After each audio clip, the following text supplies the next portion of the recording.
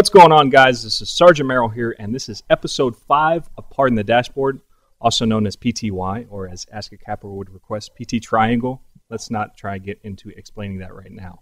But like I said, with me today, I have Ask a Capper, also known as Only Use Me Face, and I also have my newly made co-host, IXI Sweat, also known as Ben. Why don't you go ahead and say hi? Howdy, everybody. And thanks for having me back. I'm excited to be here. Yeah, you can't say thanks for having me back because you're here from now on, man. Super it's permanent. pumped about that. That's it. You're going to be stuck here. Yes, and I love it. But we were really excited to have you on, Ask a Capper, because you're making waves in the gaming community right now, and they started out small at first, but I see them getting larger and larger with this button remapping petition that you have going on, and I wanted to give you an opportunity to explain what you're trying to do with that and where you would like it to go. Oh, cool. Yeah, thanks again for having me on so I can explain it.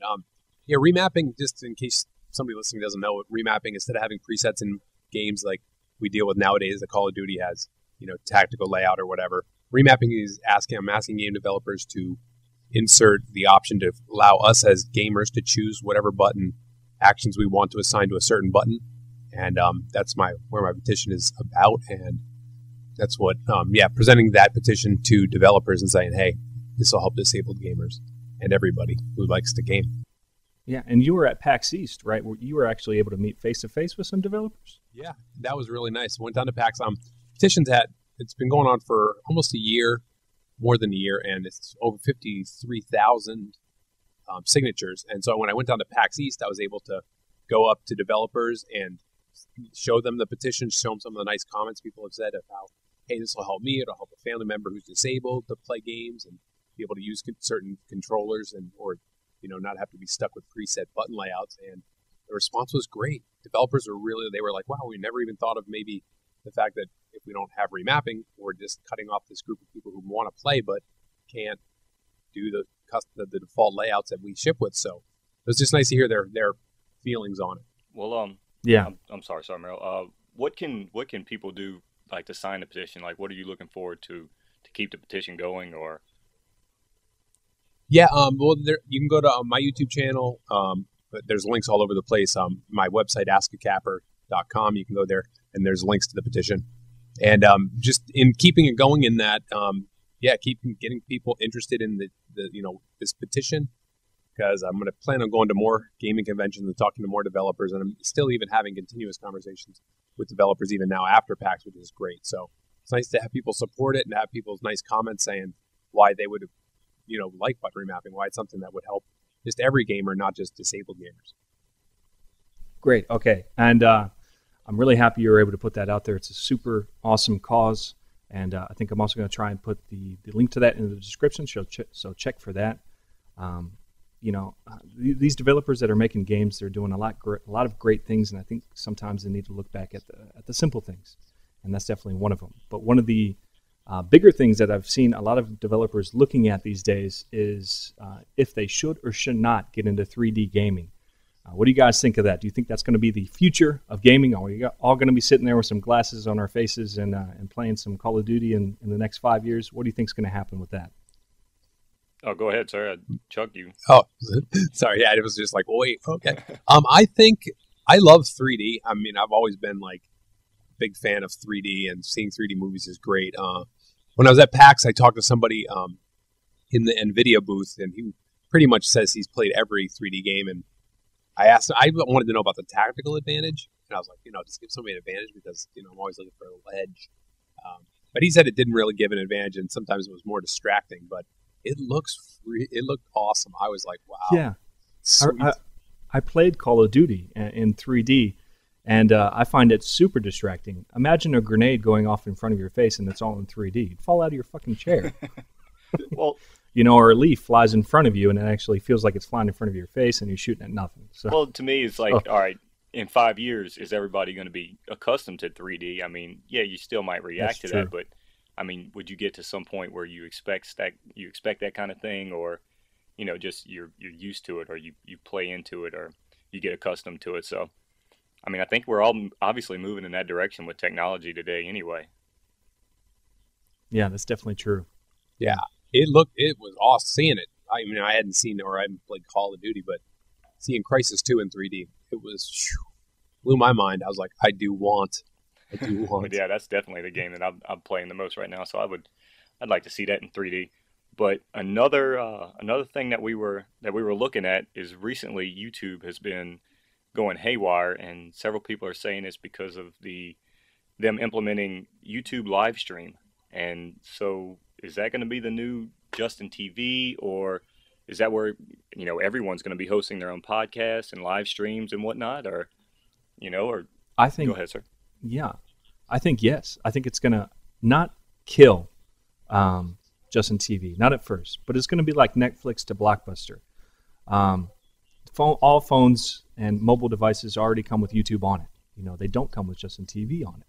And so do all the new TVs and all this other thing. I mean, just YouTube has so much more support and money behind it. And if they're going to move into that genre, I think they're there to dominate. They're there to win. And I'm worried about Justin TV and Ustream websites like that. Yeah, because they got Google behind them. I mean, and Google sponsors. Google has their own phones, exactly like you said. So they've got all the apps and everything already on the software, and phone software was so easily accessible. So. Yeah. My question though is, do you think it would change how COD commentary is done? Ooh, man, that's difficult. I want to just make a comment that I think that it will be a powerhouse against like Justin TV and stuff like that, because it's like, think about it, like integrating all your subscribers into when you're live. Like now, when people live stream on Justin TV, they got to send out a tweet or whatever. But if you started live streaming and all your subs got information on that, that's going to be huge for live streaming. So it's good that people are getting involved in live streaming now and getting that practice in before YouTube brings it in. But what was the question again? Do you think it's going to change COD commentary? I mean, do you think it's going to people are going to start leaning more toward the people that have time to do live streaming on YouTube? Yeah, that's a good. I mean, it's kind of like then it becomes like live television, like exactly, because I think Google integration into televisions and into YouTube and all that will be huge once that like takes hold. I think that's going to be huge for our community, because you go home and you're like, hey, you turn on your TV if you want to sit down and watch one of your YouTube commentators do a live stream. It's going to be like right there on your TV. I think that's going to be so good for us. So I'm excited. I'm excited by those things. Yeah, and to get to see what people are like live, which is so. Yeah, that's a lot of times so much different. So much different than the scripted comments that they make. Yeah, it worries someone like me who's trying to become bigger as a Call of Duty commentator. But like the way I make my videos is scattered. Like I'll do the gameplay, at one time, and then I'll do my commentary at another time, and then I'll edit at another time. Like, it's a live stream. That's dedication. You have to be sitting there for an hour or two, and you need to be dedicated to the job. Well, to me, they don't interact with subs enough. They don't interact with the audience enough. That's the problem I've had with live streams. It's while you're playing the game, it's 10 minutes, 15 minutes that you're devoted to the game, and you can't keep looking over there and checking the chat and seeing what everybody's talking about or whatever. And so that's what kind of turns me off to some of the live streams when people are actually like playing the video game or whatnot. Is the failure to interact, and they're not talking to you.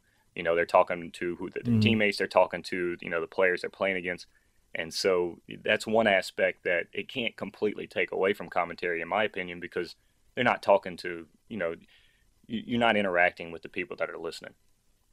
Yeah. Okay. And another thought I have on that is that fact that most people, when they get back home or whatever, or wherever they're out, pre-made videos are always going to be a huge thing for us, for our community, because people aren't always on when you're live streaming. So yeah.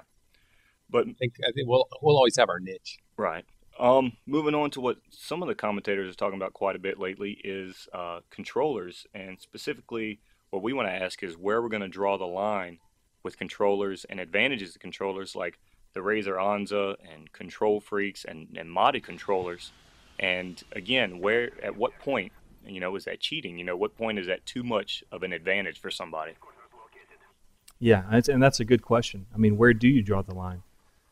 Control Freaks, they just changed the way that you aim a little bit, but when you get to the Razer Onza, you're having a distinct advantage. I mean, you can use both tactical layout and be able to panic knife at the same time. and you also have your jump button completely accessible, while still being able to aim, where do you draw the line? When is the line drawn and it actually becomes too much of an advantage to where you're cheating?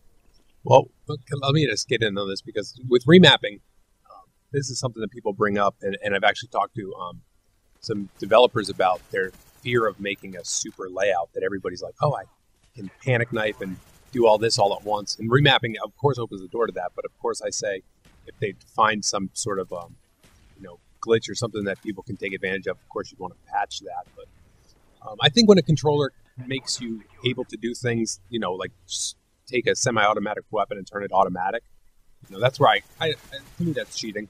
Of course, using rapid fire. Right, and games do a good job. Like Black Ops does a good job of preventing that to an extent. Now, I've got my own documentation in my private files of YouTube where I swear it's a modded controller. And sorry, Meryl saw that video, but it looked iffy. Yeah, but for the most part, I mean, it's not the blatant modded controllers you saw in Modern Warfare 2 or some of those things. So, in that sense, I guess it's not cheating, because if I'm not mistaken, a Razor doesn't do that, right? It's not like rapid fire. No, it's just a matter of button positioning advantage, I guess. And it is accessible to everyone, if I'm not mistaken. Everybody can buy one.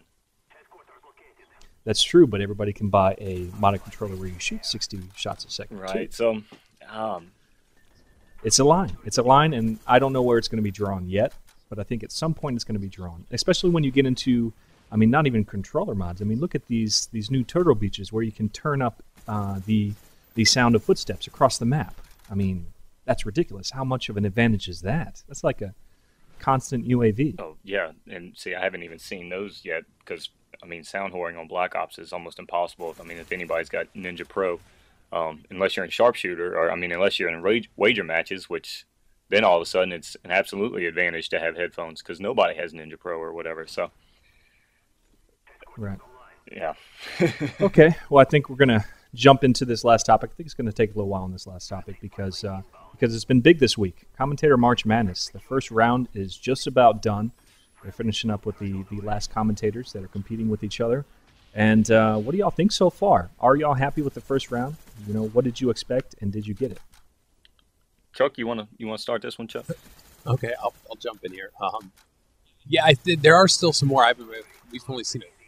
I think a small fraction of how many are still left in the brackets. They were putting them up so slow at first. I'm like, it's going to take until next March to finish this con. I'm like, what is it? Till next March Madness? What is? So, but since I'm in it, hopefully my video passes through the first round. I'm hoping. Oh, we're rooting for you, man. If I could cross my fingers, I would be right now. But I think I really. I like the fact that it's something that, really hasn't been done before per se, and it's good to see, different videos go head to head and then see what the community has to say about it. That's been the most interesting thing. I'm like, oh crap, I hope my video's okay now. I'm like, I might get grilled. I'm like, but the community. I think it. Go ahead, sir. I like seeing it. I was just saying, I like seeing just the different feedback from people's thoughts on different videos. That's what surprised me the most so far, though, is some of the people. Some subscribers like pretty much attacking people for being too try hard, that they say, over editing and whatnot. Well, that's going to happen. Yep. Subs are going to attack subs. That's just the nature of people being devoted to one commentator. Okay, so is it a disadvantage that it's just on Woody's channel? Woody advertises himself as, the unexceptional gamer. So just doing that, watching his channel, you're not going to, he doesn't claim to always have the absolute best gameplays. So if you're putting those beastly gameplays up there, is that, automatically a disadvantage because it's going up in front of 300,000 people that are accustomed to laid-back gaming, That's a very interesting point. I didn't even think about that. You're absolutely right. Most of the people that are watching this are Woody's demographic, and you need to know who you're appealing to. That's a good point. That is a good point. I didn't think about that. But absolutely, that's my thing. Is I couldn't believe how much feedback there was just for guys that were absolutely trying to do their best, or it seemed that they were trying to do their best, and instead they were getting kind of chastised for it.